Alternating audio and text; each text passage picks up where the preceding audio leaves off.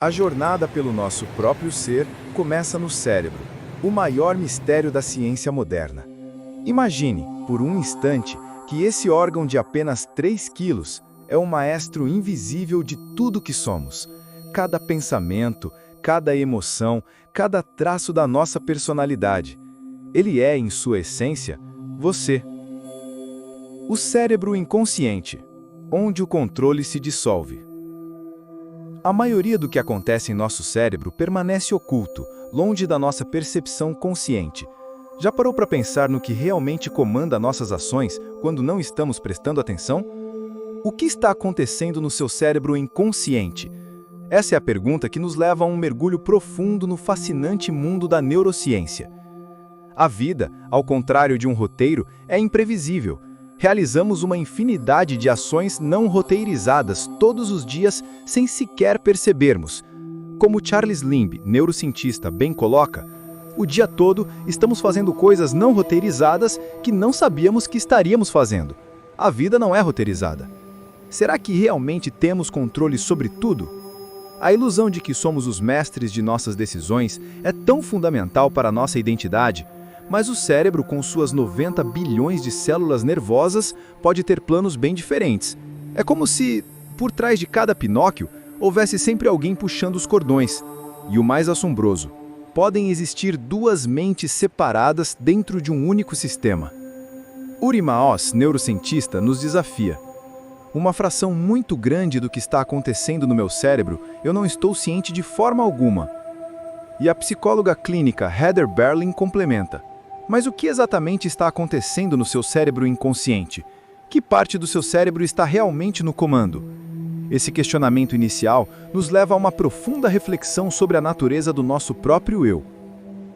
Os mistérios do sono profundo, sonambulismo e a mente dividida. 1/3 da nossa vida é dedicada ao sono, um estado de inconsciência e repouso. Mas para alguns, o descanso se transforma em um palco de comportamentos complexos realizados sem qualquer controle consciente, o sonambulismo. É uma verdadeira falha no sistema, onde a identidade parece se perder no sono. Emmanuel Durant, especialista em sono, relata: "E é o que muitos dos meus pacientes me dizem, tipo, eu não fiz isso não é possível, não sou eu." Imagine a surpresa de uma pessoa que, ao acordar, descobre ter pintado paredes na madrugada. Eu pintei uma parede na minha sala de estar e uma na minha cozinha. Fiz um triângulo perfeito, na minha cozinha. A risada incrédula. Como diabos eu fiz isso? É a prova viva de que a mente pode operar em níveis que desafiam nossa compreensão. Como é possível andar, comer e até dirigir enquanto se está dormindo? A resposta reside em uma particularidade intrigante do cérebro. Enquanto o corpo parece ativo, uma parte crucial, o córtex pré-frontal, o grande tomador de decisões e centro da autoconsciência, permanece adormecida. Emmanuel Durant explica: parte do cérebro permanece em sono de ondas lentas. É um estágio tão profundo de sono, é difícil acordar, e a outra parte do cérebro já está acordada. Isso significa que regiões como o córtex motor, movimento, o córtex visual, processamento visual e as áreas de coordenação, equilíbrio e fala podem operar livremente sem a supervisão da nossa mente consciente. Susana Martinez Conde, neurocientista, afirma: experiências de sonambulismo revelam que ser consciente não é uma situação de tudo ou nada. O sonambulismo nos revela que a consciência não é um interruptor de liga-desliga, é um espectro. Nosso inconsciente toma inúmeras decisões por nós todos os dias, desde a regulação do batimento cardíaco e temperatura até a digestão. Nancy Kenwisher, pesquisadora, enfatiza: tipo, graças a Deus não precisamos estar cientes de tudo isso. É um alívio não precisar estar ciente de tudo isso, não é? Daniela Schiller acrescenta: função motora, função sensorial, integração sensório-motora, representação da memória. Tudo isso está acontecendo abaixo da superfície, como o interior de um mecanismo de relógio. A perda da consciência, o enigma da anestesia. Se o sonambulismo nos mostra uma consciência parcial, a anestesia nos leva ao extremo oposto, onde até mesmo as regiões mais básicas parecem se desligar. Já se perguntou o que acontece no seu cérebro quando você apaga sob anestesia? Anil Seth, neurocientista, descreve: e todos nós sabemos que a consciência vem em graus. Tipo, podemos perder a consciência no sono, mas depois a perdemos de uma forma mais profunda quando estamos sob anestesia geral. A transição da consciência para a inconsciência é um fascinante campo de estudo. O eletroencefalograma, EEG, um dispositivo com eletrodos no couro cabeludo, capta as ondas elétricas do cérebro. Quando estamos acordados, a atividade cerebral é rica e dinâmica, como uma conversa animada. Sob anestesia, essa conversa se reduz a um zumbido monótono e lento. As drogas anestésicas alteram a comunicação entre as diferentes partes do cérebro, tornando-nos inconscientes. Emery Brown, neurocientista, detalha: se você alterar como as partes do cérebro se comunicam suficientemente, você pode deixar alguém inconsciente. O tálamo, uma pequena estrutura profunda no cérebro, atua como uma central de comunicação para todas as informações sensoriais. Se eu pudesse remover apenas um centro cerebral para deixá-lo inconsciente, provavelmente seria o tálamo, porque é um ator tão central no processamento de todos os tipos de informação. Ao final de uma cirurgia, a redução dos anestésicos revela o cérebro despertando, com sua atividade elétrica retornando à complexidade. A consciência, em sua essência, é o processamento cognitivo ativo, a capacidade de pensar e agir, a integração de informações que nos permite compreender como ela se forma. No entanto, mesmo com todo o conhecimento, Bob Casturi, neurocientista, observa: nós não podemos dizer como qualquer conjunto específico de neurônios trabalhando juntos produz a consciência.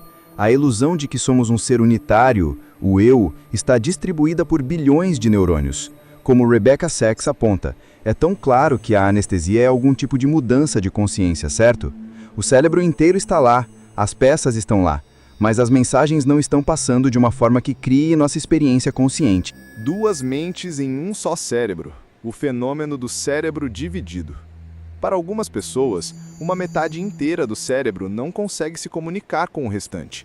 Isso ocorre em pacientes que se submeteram a uma cirurgia de cérebro dividido, onde o corpo caloso, o grande feixe de fibras que conecta os dois hemisférios, é seccionado. Esta intervenção, utilizada para tratar epilepsias graves, revelou descobertas impressionantes sobre o funcionamento dos hemisférios. O cérebro humano tem dois lados, o hemisfério esquerdo e o hemisfério direito, conectados pelo corpo caloso. Quando essa ponte é cortada, uma convulsão não consegue mais se espalhar, mas os efeitos vão muito além. Michael Miller e Michael Gazzaniga, pioneiros nesse campo, conduziram testes fascinantes. Tentar desenhar duas formas diferentes ao mesmo tempo, uma com cada mão, torna-se impossível para um cérebro intacto, pois os comandos motores interferem. Mas para alguém com o cérebro dividido não há interferência. É o mais notável de se testemunhar, diz Miller. Você sabe, existe toda essa outra entidade na cabeça que está controlando o corpo e pode entender, lembrar, sentir e pensar por conta própria, completamente separada do outro lado. O hemisfério esquerdo é o centro da linguagem e da fala, enquanto o direito é crucial para a avaliação de emoções e o espaço visual. Em testes com pacientes de cérebro dividido, uma palavra mostrada apenas ao campo visual esquerdo, que vai para o hemisfério direito não verbal, não pode ser verbalizada. No entanto, a mão esquerda, controlada pelo hemisfério direito, pode desenhar o que foi visto, mesmo que o paciente afirme não ter visto nada. É como se houvesse duas entidades controlando o corpo, pensando e sentindo de forma independente, afirma Miller. Michael Gazzaniga nos oferece a grande revelação. O fenômeno do cérebro dividido sugere que podem haver duas mentes separadas, se você quiser, dentro de um crânio. A cooperação que vemos, como o paciente Joe, que desenhou um chapéu de cowboy ao ver a palavra Texas com o lado não verbal do cérebro, é externa, não interna. É um exemplo surpreendente de pistas cruzadas e gerenciamento de dois sistemas mentais em um único ato unificado. As emoções e a influência social. Quem realmente decide? A maioria de nós gosta de acreditar que nossa mente está sob nosso controle total, mas na verdade, a história que o cérebro tem a nos contar é que estamos bastante enganados. Mas Harim Banadi, psicóloga social, nos lembra: se eu quiser, posso me levantar agora. Eu posso fazer isso. E isso me dá, eu acho, a falsa crença de que tudo o que eu faço foi escolhido por mim. Não apenas múltiplas partes de nosso cérebro nos influenciam, mas o mundo ao nosso redor, especialmente outras pessoas, moldam quem somos. Tali Whitley, neurocientista, afirma: sua personalidade está lá em cima, sua moralidade está lá em cima. Coisas que fazem de você, estão lá. Nossos cérebros evoluíram para raciocinar sem esforço sobre os outros, e as emoções surgiram como guias para o nosso comportamento. Luke Cheng, neurocientista, estuda como emoções como ganância e culpa muito mal se fizesse isso, explica Cheng. Essa informação se integra ao córtex pré-frontal, o termostato do cérebro, que processa emoções e regula nosso comportamento. O famoso caso de Phineas Gage, que teve uma barra de ferro atravessando seu cérebro, alterando drasticamente sua personalidade, foi um marco na neurociência, revelando que a personalidade e a moralidade também residem em nosso cérebro. Talia Whitley detalha: sua personalidade o tornou mais irritável, irreverente, mais profano. Ele estava xingando muito, comportamento indecente. Longe de nos levarem a decisões irracionais, as emoções nos ajudam a tomar decisões melhores, especialmente quando o objetivo é não prejudicar os outros. Somos de fato a companhia que mantemos. Nós constantemente aprendemos, tomamos, comparamos com outros cérebros, diz Daniela Schiller. Nossos cérebros estão em constante aprendizado, comparação e sincronização com outros cérebros. A vida social é uma parte incrivelmente importante do que nossos cérebros processam. Nossos cérebros são, em detalhes, influenciados por cada experiência que temos. Cada momento, cada frase, cada imagem muda seu cérebro, conclui Rebecca Sachs. O legado do trauma, a herança que molda nossos cérebros. Algumas experiências são tão profundas que podem impactar a biologia cerebral de uma geração para a próxima. Bianca Jones Malin, neurocientista, está na vanguarda dessa pesquisa. Nós perguntamos como o trauma afeta o cérebro, como o trauma afeta o corpo e, realmente, como o trauma afeta gerações. Sua motivação é pessoal, inspirada em sua própria criação com irmãos adotivos e de acolhimento.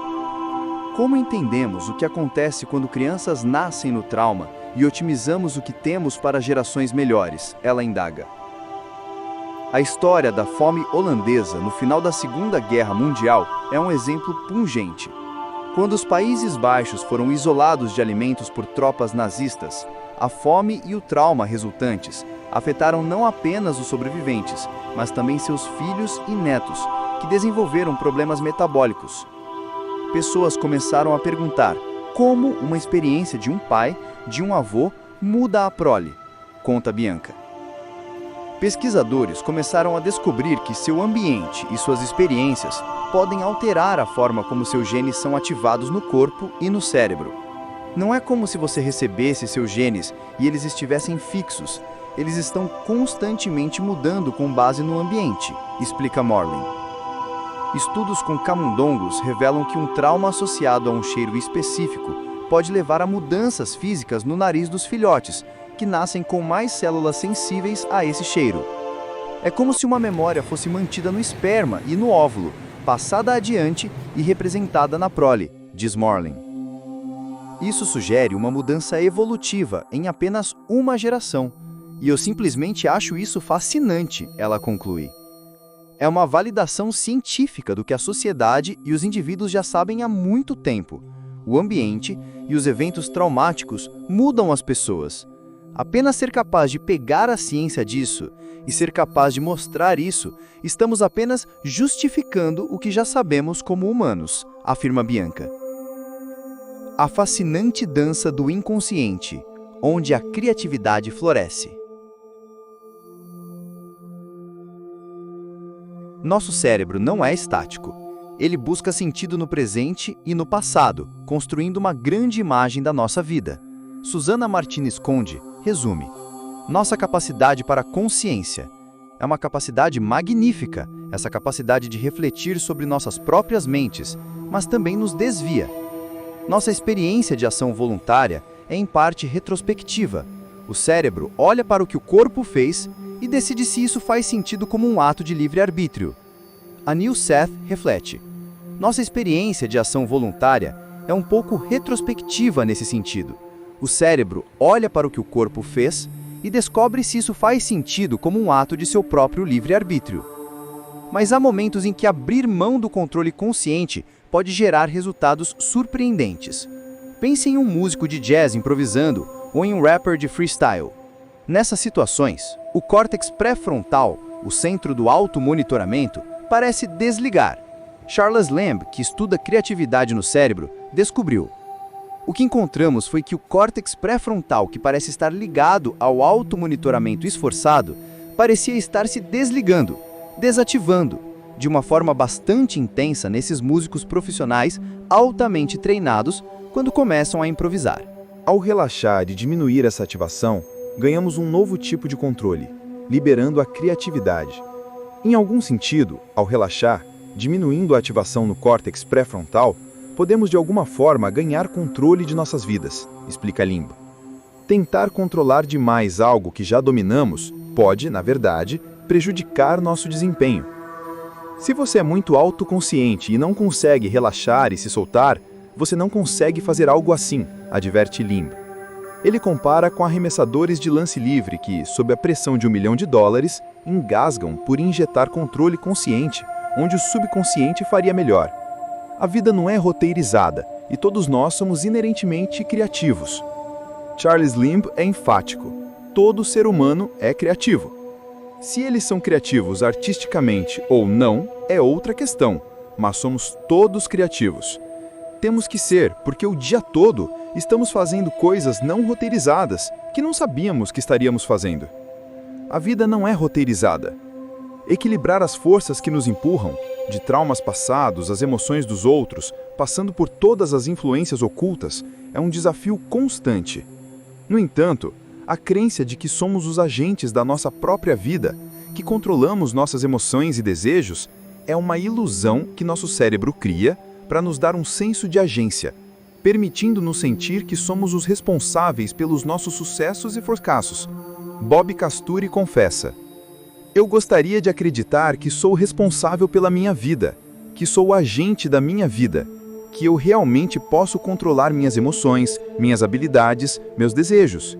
E quanto mais eu aprendo sobre cérebros, mais eu percebo que isso provavelmente não é verdade. O teste do controle. Uma ilusão que desafia a realidade. O neurocientista Uri Maoz, com um toque de magia e ciência, nos colocou à prova para questionar nosso próprio senso de controle. Lembre-se daquele truque de adivinhar onde Heather Berlin se sentaria? E a palavra representação, que ela escolheu aleatoriamente em um livro, mas que já estava escrita em um envelope lacrado em sua mão? Isso não foi magia, mas uma demonstração brilhante de como nossa percepção de escolha pode ser sutilmente manipulada. O experimento de Alice Wong, com um dispositivo de estimulação magnética transcraniana, TMS, nos mostra isso de forma ainda mais clara. Ao estimular o córtex motor de um voluntário, Tomás, os pesquisadores podiam fazer seu dedo se mover involuntariamente. O surpreendente é que mesmo quando Tomás decidia mover o dedo por conta própria, se o TMS fosse ativado no momento da intenção, ele sentia menos agência sobre o movimento. Quando Tomás iniciou o movimento ele mesmo, mas nós interviemos com o TMS, Tomás disse: não fui eu não iniciei o movimento, foi o computador, revela Maoz. Isso nos leva a uma questão profunda. Se nosso senso de agência pode ser tão facilmente distorcido, quão real é o controle que sentimos ter? Você sabe, nós andamos por aí e nos sentimos como, somos os autores de nossas ações e assim por diante. E você pode ver que com um pouco de bagunça, tende a desmoronar. Nosso senso de si, nossas memórias e nossa agência são de fato frágeis e manipuláveis sob as circunstâncias certas. Tudo precisa se alinhar, a intenção no cérebro, o movimento do corpo, o feedback sensorial, para que tenhamos a plena sensação de autoria. Eu acho que no dia a dia nós estamos no controle. No entanto, eu acho que este experimento mostra que nós estamos muito felizes em abrir mão do controle, concluiu Uri Maoz. A grande revelação. O verdadeiro você. O cérebro é uma coleção intricada de partes, muitas das quais operam fora da nossa consciência. Elas trabalham em uma dança delicada para criar a sua percepção de quem você é. Nancy Kenwisher é direta. O cérebro é quem você é. É realmente diferente de qualquer outro órgão nesse sentido. Susana Martinez Conde reitera: sabemos que toda experiência, todo pensamento, toda memória, toda sensação tem sua origem no cérebro. Bob Casturi nos faz refletir. O cérebro é feito de quase 90 bilhões de neurônios, mas produz a ideia de que há uma única coisa dentro da minha cabeça. Meu padrão particular de conexões neuronais, ele realmente me cria. E seu padrão particular de conexões neuronais realmente cria você. Anos de estudo do cérebro nos ensinam uma lição de humildade. Você não pode controlar tudo o que faz de você quem você é, mas o seu eu inconsciente ainda é você. Masarin Banades salienta: a vasta maioria do trabalho do cérebro está acontecendo fora da consciência. Charles Limb nos aconselha: se você tentar controlar demais algumas coisas, você realmente diminuirá seu desempenho. Ele sugere: você tem que abandonar o automonitoramento consciente para simplesmente, seguir o fluxo. Pode ser assustador dizer e assustador ouvir, mas não somos apenas nossos. Talia Whitley conclui: somos todos multifacetados, multidimensionais. Ao se tornar mais consciente dos processos inconscientes em seu próprio cérebro, você pode se tornar mais ciente do que o impulsiona e, finalmente, do que você pode controlar. A verdadeira liberdade reside em entender as forças que nos moldam, e não em uma ilusão de controle absoluto. É uma dança constante entre o consciente e o inconsciente, uma complexidade que nos torna únicos. Curtiu essa imersão nas profundezas da mente humana? Essa jornada reveladora nos mostra que, embora o controle seja mais sutil do que imaginamos, a compreensão do nosso próprio cérebro é o primeiro passo para uma vida mais consciente e plena. Compartilhe essa descoberta e continue explorando os mistérios do seu próprio cérebro.